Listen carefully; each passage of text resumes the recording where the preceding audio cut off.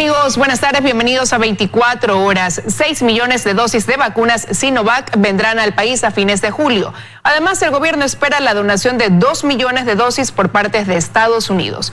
Hola María Gracia, ¿cómo estás? Buenas tardes. ¿Qué tal? ¿Cómo estás, Liz? Amigos, muy buenas tardes. Mientras tanto, por una falla de producción, la farmacéutica CanSino no podrá cumplir en un inicio con la entrega completa de vacunas al Ecuador. Empezamos la emisión de hoy con esta noticia. Ecuador llegó a un acuerdo con la farmacéutica china Sinovac para el suministro de 6 millones de dosis de vacunas antes de que finalice julio e hizo un pedido a China de 1 millón de dosis adicional. Así lo explica el viceministro de Gobernanza y Vigilancia de la Salud, José Ruales. Confirmadas la llegada de las vacunas de Sinovac, ¿no? 2 millones de dosis entre el 1 y el 4 de julio, otros 2 millones entre el 5 y el 11 y la tercera semana entre el 19 y el 25 tenemos 2 millones, con lo cual estamos confirmando los 6 millones de dosis de Sinovac. Explicó que pese a que se informó inicialmente que llegarían 6 millones de dosis de CanSino en julio, serán 300.000 las dosis que llegarán en julio y 500.000 en agosto. Un retraso, digamos, en las entregas. Y por eso es que la otra empresa china nos está adelantando. Esto es la proyección que tenemos para los próximos 2 meses, tanto de Sinovac como de CanSino. Además, se espera la confirmación de una donación de Estados Unidos, que anunció que donaría 14 millones de dosis del programa COVAX a Latinoamérica. De estas, al menos 2 millones llegarían al país. Asimismo, explicó Ruales, seguirán llegando vacunas de las empresas Pfizer y AstraZeneca. Tenemos previstas 568.620 dosis para el mes de julio, que están llegando alrededor de 108.000 a la semana. Para agosto tenemos prevista 1 millón de dosis de Pfizer a través de compra directa. Para septiembre 894.000 y luego tenemos 631.000 de octubre a diciembre. Mientras tanto, en Ecuador comenzó un nuevo calendario de vacunación que se efectuará hasta el 18 de julio. Podrán vacunarse los ciudadanos adultos de entre 50 y 58 años y los adultos entre 35 y 39 años con una condición de salud grave o discapacidad. Los rezagados pueden vacunarse durante el fin de semana. Y en un recorrido por centros de vacunación pudimos identificar que existen vacunas. Sin embargo, en la mayoría no hay mayor afluencia de personas y los ciudadanos se quejan de no haber sido vacunados. El plan de vacunación continuará con primeras y segundas dosis. En Quito, María Gracia Acosta, 24 horas. 1 de cada 4 personas que tiene su cita agendada para vacunarse contra el coronavirus no acude. El creciente ausentismo está complicando el desarrollo del proceso de vacunación, admite el Ministerio de Salud. Nos vamos a enlazar con Joana Ramos, quien nos cuenta más. Hola Joana, buenas tardes, adelante. ¿Qué tal, compañeras? Muy buenas tardes. Para disminuir el ausentismo, ¿es viable obligar a la vacunación? En algunos países ya se lo está haciendo, pero aquí en Ecuador es posible. Veamos la siguiente nota. En Moscú la vacunación es obligatoria para los trabajadores del sector de los servicios. Filipinas analiza la prisión para quien no se vacune contra el coronavirus. España exige estar inmunizado para ingresar a su territorio y algunos estados de Estados Unidos han comenzado a seguir esta tendencia. En Ecuador, y tomando en cuenta los datos del Ministerio de Salud, en los que se asegura que 1 de cada 4 personas que tienen la posibilidad de vacunarse contra el coronavirus decide no hacerlo, ¿es posible adoptar medidas tan radicales? Y aunque el bienestar común está por encima del individual, Ramiro García cree que no es necesario violentar la Constitución para ello. Pero teniendo en cuenta que esa no vacunación puede generar riesgos a terceros, es posible establecer ciertas restricciones que de una u otra manera incentiven a las personas a vacunarse. De ahí que otras opciones serían, por ejemplo, exigir el carné de vacunación para ingresar o salir del país, para acudir a eventos masivos como conciertos o escenarios deportivos, o incluso subir al transporte público. Entonces hay que contrarrestar. Mientras por un lado tenemos una cantidad de bulos, una cantidad de fake news que están recorriendo las redes sociales, por el otro lado no tenemos una campaña comunicacional fuerte que nos permite entender que vacunarse es bueno. Y es que la vacunación es un tema de bienestar común. Mientras más personas estén inmunizadas, el riesgo de contagio disminuye. Todas las vacunas ¿no verdad?, tienen efectividad. Pero lo más importante de todo es que mientras más tenga población vacunada, es mejor. La pandemia no ha terminado y las nuevas variantes del SARS-CoV-2 ponen en riesgo el regreso a la normalidad. Una persona que se contagia de COVID-19 y llega a cuidados intensivos tiene un 40% de riesgo de fallecer. Todas las vacunas nos ayudan a evitar que si es que nos llegamos a enfermar, progresemos hacia una enfermedad grave o incluso disminuye que cualquier persona pueda fallecer. Esta semana, según el cronograma de vacunación del Plan 900, las personas de 58 a 56 años pueden vacunarse según el último dígito de su cédula. Lunes, miércoles y viernes par, martes, jueves y sábado impar. El domingo todos los rezagados.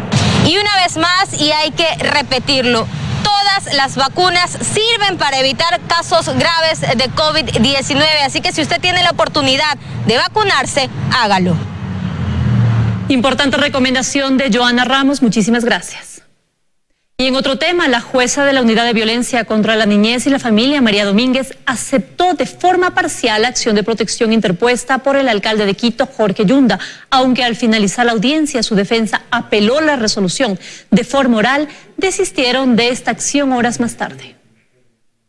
Tras determinar que hubo una violación de los derechos en la garantía de imparcialidad, la jueza de la Unidad de Violencia contra la Niñez y la Familia, María Belén Domínguez, resolvió aceptar de forma parcial la acción de protección presentada por el alcalde de Quito, Jorge Yunda, en contra de los miembros de la comisión de mesa. Según la magistrada, no existió una separación específica de personas, pues quienes elaboraron el informe también participaron en la votación para su remoción. La jueza advierte es que quienes elaboraron el informe, los 4 concejales que elaboraron el informe, posteriormente votaron y claramente fueron juez y parte, no existió esta imparcialidad. Sin embargo, para la patrocinadora del pedido de remoción del alcalde Jorge Yunda, Jessica Jaramillo, la decisión de la jueza vulnera los derechos constitucionales, pues a su parecer la acción de protección no cumplía los requisitos. Adicional a eso, esto no debería tener ningún impacto sobre la resolución del Tribunal Contencioso Electoral. ¿Por qué razón? Porque precisamente se ha impugnado vía acción de protección el informe y no la resolución. La resolución sigue en firme. En base a ello, la concejal Luz Elena Coloma no descarta poner una queja en contra de la magistrada. A esta jueza resulta un poco extraño, sobre todo porque ella a través de su red social ya había hecho algún comentario acerca de esto. Se ha evidenciado aquí el direccionamiento. ¿Por qué no ponerlo, por ejemplo, esta acción de protección en Iñaquito, en la unidad Mariscal Sucre, que es mucho más cercana al municipio? Coinciden en que a partir de esta decisión los ojos deberán estar puestos en el Tribunal Contencioso Electoral, cuyo plazo para pronunciarse respecto al cumplimiento de formalidades y procedimientos vence este viernes 2 de julio. Existe este pronunciamiento de una jueza constitucional que indica que ha existido una violación de un derecho constitucional en contra del alcalde. Por tanto, sería contradictorio el decir o el afirmar que se ha respetado totalmente el debido proceso. En cuanto a la acción de protección, todas las defensas apelaron la decisión de la jueza de manera oral. Sin embargo, horas más tarde, el abogado del alcalde desistió de la acción. Estas apelaciones se deberán resolver en la Corte Provincial de Justicia. En Quito, Daniela Valencia, 24 horas. 2 bancadas legislativas solicitan a la presidenta de la Asamblea Nacional que esta semana ponga en el orden del día la situación de la Contraloría General del Estado. Este tema fue parcialmente debatido por el Pleno la semana anterior, cuando decidieron que se analice primero el juicio político contra el exministro René Ortiz y luego de un mes se inicie la solicitud contra Pablo Celi. Mientras tanto, desde Creo consideran que debe prepararse una ley interpretativa a la ley de la Contraloría para la selección y designación de un nuevo Contralor, cuando Celi deje el cargo, ya que el concurso que debe hacer el Consejo de Participación Ciudadana tomaría hasta marzo del 2022. 4 horas es retransmitido por EXA 92.5 FM en Quito, una radio de la cadena Democracia. Radio La Red 102.1, RTP Radio 96.5 FM en Guayas y Santa Elena, 98.7 en El Oro y la 100.1 FM en la ciudad de Cuenca.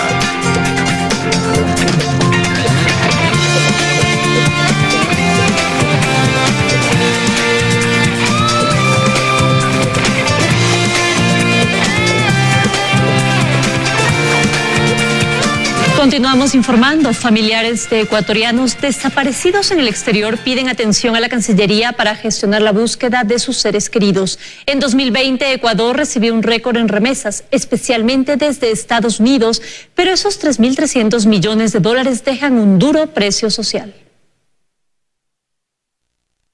Julia nos atiende a través de videoconferencia desde Nueva Jersey, hacia donde emigró hace 12 años. Desde entonces, cada 15 días envía dinero a Ecuador y es motor de las remesas que recibe nuestro país, que en 2020 alcanzaron una cifra récord, 3.337 millones de dólares. Pero ¿cuál es el precio verdaderamente importante de este monto?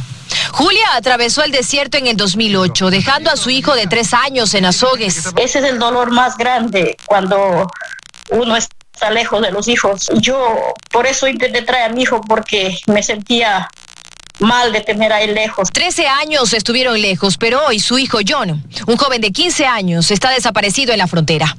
Si yo tuviera a mis hijos aquí hubiese valido la pena, pero siento que ahora no ha valido la pena.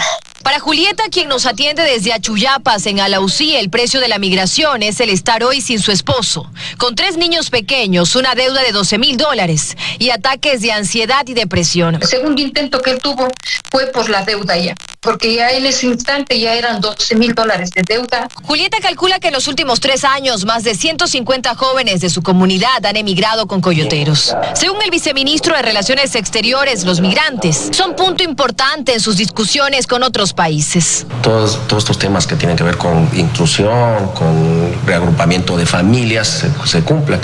Obviamente nosotros no podemos cambiar las legislaciones de esos países. Pero lo cierto es que para Julia y Julieta, Ecuador no deja de defraudarlas, pues el motivo por el que los suyos decidieron abandonar el país, la falta de acciones de las autoridades, las persigue. Desde Cancillería dicen que hoy no hacen nada para ayudar a encontrarlos. La verdad es que las autoridades de aquí no nos han extendido la mano como se debe. Yo he tenido más noticias de allá de Estados Unidos que de aquí del Ecuador. Que de verdaderamente hubiera en esos puestos gente con corazón para que puedan sentir el dolor que uno siente, porque la desesperación sin saber de mi hijo si está vivo o está muerto. 56.390 ecuatorianos que salieron entre enero y mayo de Ecuador no regresaron. Esta es la cifra más alta desde el 2017. Dayana Monroy, 24 horas. Un sistema de recaudación de dinero que ofrece pagar intereses del 90% en corto plazo capta la atención de ciudadanos y autoridades en Quevedo, provincia de Los Ríos.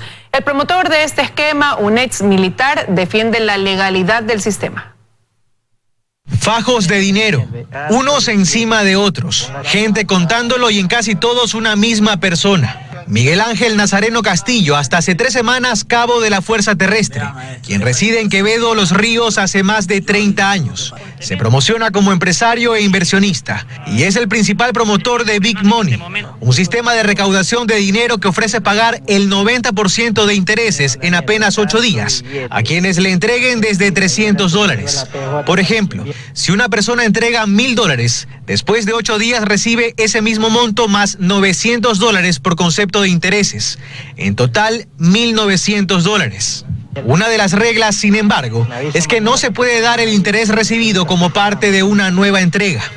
Pero, ¿de dónde sale el dinero? Miguel Ángel Nazareno ha respondido esa pregunta varias veces a medios locales. Que son los ejes comerciales de madera, como le decía, la tecnología, víveres de consumo masivo y la línea blanca. En ese tipo de inversiones es la que nosotros hacemos y nosotros buscamos adherentes. Los adherentes son las personas, los inversionistas. Nazareno defiende la legalidad de este esquema que empezó en mayo con apenas 40 personas y que a la fecha aglutina a al menos 5,000 y ya no solo de la provincia de Los Ríos. Es así donde nosotros le damos vuelta al dinero. Nosotros no somos una pirámide como lo dicen, ¿no? Como muestra de la presunta formalidad con la que se lleva el negocio, en videos que circulan en redes sociales se enseñan estos recibos. En el encabezado se lee Big Money. Debajo, plataforma financiera, venta de madera, tecnología, víveres y demás. Sin embargo, ese mismo RUC está registrado en el Servicio de Rentas Internas para actividades de reparación y mantenimiento de aparatos de uso doméstico como refrigeradoras, cocinas, entre otros. Un giro de negocio completamente distinto. Como parte de sus actividades, Miguel Ángel Nazareno reparte víveres en las zonas populares del Cantón Quevedo, pues con este esquema en el que ha dicho trabajan no menos de 100 personas, ha formado también un fondo solidario. Anunció además la apertura de un almacén de electrodomésticos y a corto plazo, una cooperativa de ahorros propia. El tema está siendo investigado por las autoridades. Desde Fiscalía han preferido no dar detalles, pues el tema, dicen, se maneja de forma reservada. En Guayaquil, Carlos Acoto, 24 horas.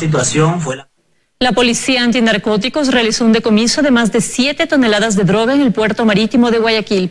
El alcaloide pretendía ser enviado a Europa.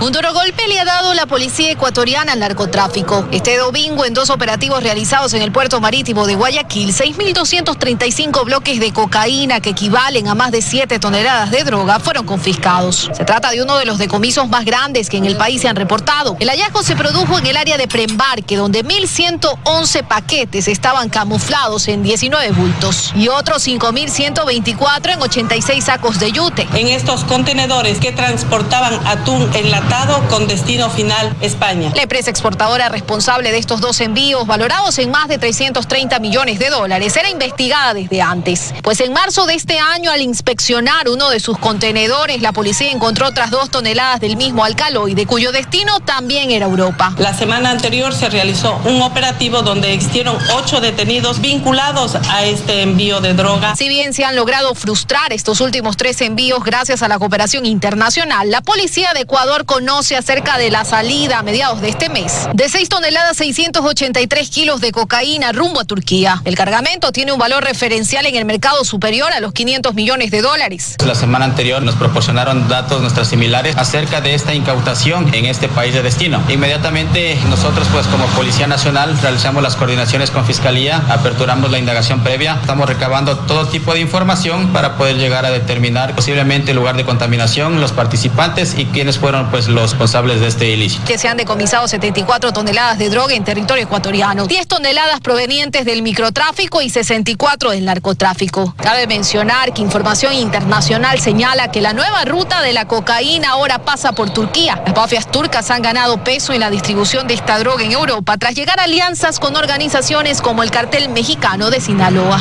Luisa María Heredia, 24 horas.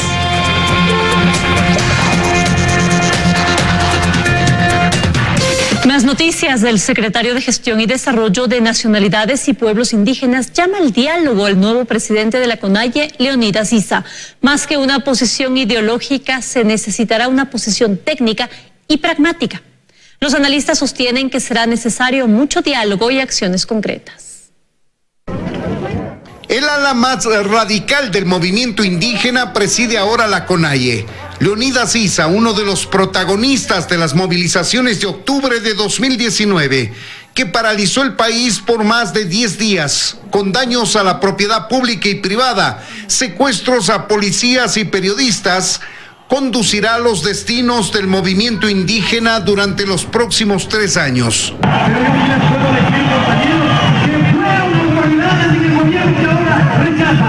Con 821 votos de algo más de 1.200 delegados, Leonidas Issa se convirtió en el máximo dirigente indígena, a quien llama al diálogo el gobierno, para ponerse de acuerdo en temas puntuales que vía resolución los indígenas rechazan. Derogatoria de los decretos, de los 3 decretos que están regulando la alza de los combustibles. El gobierno esperaba esta designación para propiciar el acercamiento que lo hará directamente el presidente de la República a su regreso del exterior, y su compañero indígena le llama al diálogo. El compañero Leonidas Issa, pues, ahora que representa a la CONAIE, pues como presidente, piense, por supuesto, en el país, piense, por supuesto, en el Estado. Cree que el sector indígena debe elaborar propuestas y opciones a las iniciativas del gobierno que se opongan. Más allá de tener una posición ideológica que es respetable, hay que tener una posición técnica, pragmática. pero los analistas ven complicado un acercamiento de Leonidas Issa con el gobierno. Posiblemente él va a mantener la posición radical que él ha tenido hasta este momento. Pero veo que va a ser muy difícil. Por ejemplo, temas como reforma tributaria o el propio tema de los combustibles, que todavía está en debate, van a ser muy conflictivos. Y cree que incluso podría generar tensiones dentro de su propio movimiento cuando las posiciones sobre diferentes temas sean contrapuestas o al menos diferentes. La propia presidencia de la Asamblea puede tener problemas si es que hay una radicalización muy fuerte de la CONAIE, porque va a sentirse de alguna manera impactada y va a sentirse entre dos fuegos. Por ello, dice, será necesario insistir en el diálogo. De mucho diálogo acompañado de medidas muy concretas. El gobierno tiene que aplicar una serie de medidas de carácter social, económico, inmediatas. En Quito, Freddy Paredes, 24 horas. En el Día Internacional del Orgullo LGBTI, el Ecuador marca un hito histórico al unirse a los 62 países a nivel mundial que crean políticas públicas integrales contra la violencia y discriminación por orientación sexual e identidad de género. Desde el Centro Cultural Metropolitano, autoridades y representantes del movimiento LGBTI se dieron cita para la presentación de la nueva Subsecretaría de Diversidades, misma que trabajará para desarrollar ambientes seguros y prevenir la violencia para toda la población vulnerable, indistintamente de su orientación sexual e identidad de género. La garantía de los derechos humanos es un hecho en nuestra Secretaría. Es por eso que hemos impulsado esta Subsecretaría de Diversidades como muestra del compromiso para generar una sociedad más equitativa y justa. El nuevo subsecretario de Diversidades, Felipe Ochoa, habla sobre los retos y estrategias que se implementarán desde la Subsecretaría. Es la implementación de mesas interinstitucionales de trabajo permanentes para la clausura de las clínicas de terapia para intentar modificar la orientación sexual o identidad de género. Ricardo Chica, fundador de la Red Interuniversitaria LGBTI, formaba parte de la mesa de diálogo como representante de la comunidad y agradeció nuevamente el apoyo y la gestión que desarrolla el gobierno sobre la violencia y la discriminación. Me permito aplaudir en este momento al gobierno del presidente Guillermo Lasso. Nos está demostrando su voluntad política de manera clara y real. Con esto, el gobierno da un paso en el apoyo y respeto a las minorías en el Ecuador. En Quito, Carla Cerón, 24 horas.